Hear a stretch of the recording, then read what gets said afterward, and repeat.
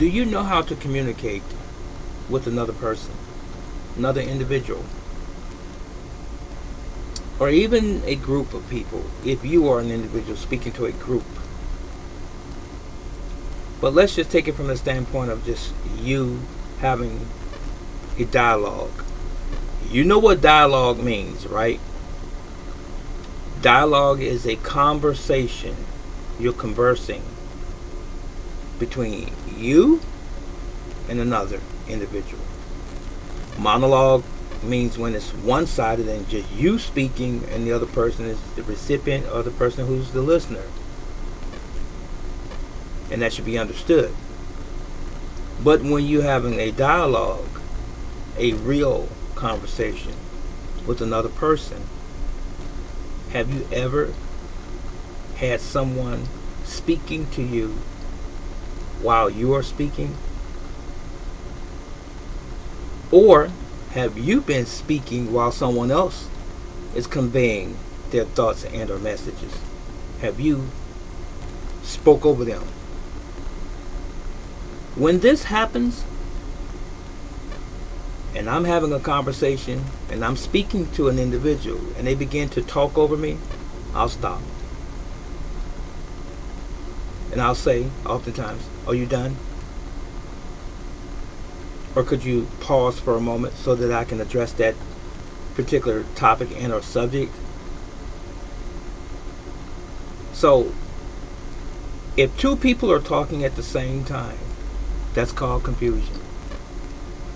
That's called chaos. And that is not communication at all. And it can never be communication. So why would two people talk at the same time? I mean, isn't this a no-brainer? Isn't this common sense? So what I have found, especially when people are in a relationship, for example, let's say man and woman, for example, and you, the man, speaking to your partner, your wife, girlfriend, and she begins to talk, and you're trying to finish your statement, your thought, and she begins to talk over you, and then she even inflects in her voice. She gets louder and so forth. Just be quiet. Just stop. Or even insert, say, excuse me, are you done yet? Would you allow me to say something and you be quiet while I'm saying something? I'm more than willing to listen to anything that you say, providing that once you are done, you'll allow me to speak without you talking at the same time or speaking over me. That's the way it's supposed to be done, ladies and gentlemen. It is. That's proper communication. And the same thing is true conversely, guys. If your companion is speaking to you, listen. And when she's done, you can speak. Don't talk over her. You see, when you start butting heads in that conversation, it will never go anywhere. It can never be a meaningful conversation. Because when we have meaningful conversation, it means that we're both considerate of one another's viewpoint or side of the story or the issue. That's the way it's supposed to be. So people are exhibiting ignorance, sometimes even stupidity, when they are yelling over another person who's trying to convey a message. And what I have found throughout my life, more so than not, people who try to speak over you, be it in a personal romantic relationship or just friends or associates or whomever, people who try to speak over you oftentimes are people who are the ones that's usually at fault if there's an issue. They have a point that they're trying to prove, and oftentimes it's their ego that's in the way.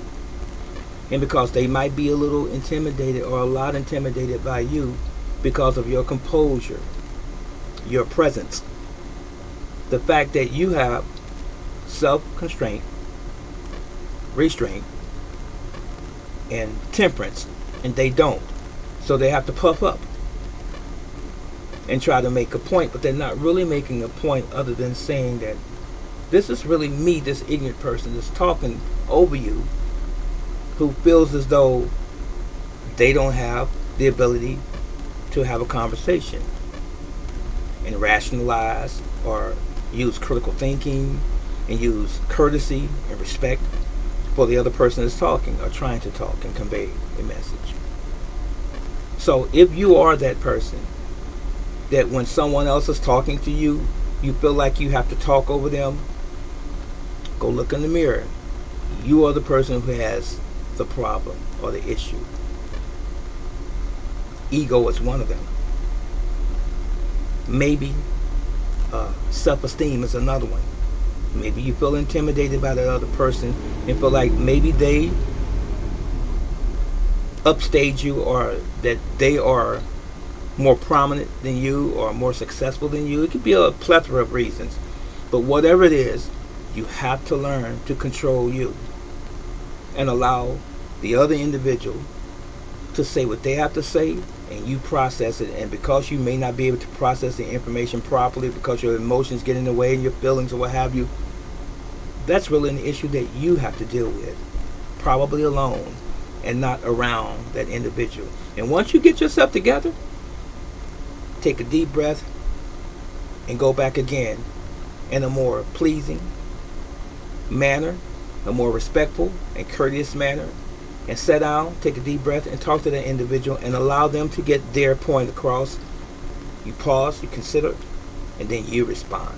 And you will be surprised how the outcome will be much better than when you're both going at it at the same time. This is Brother Teacher. Think about this.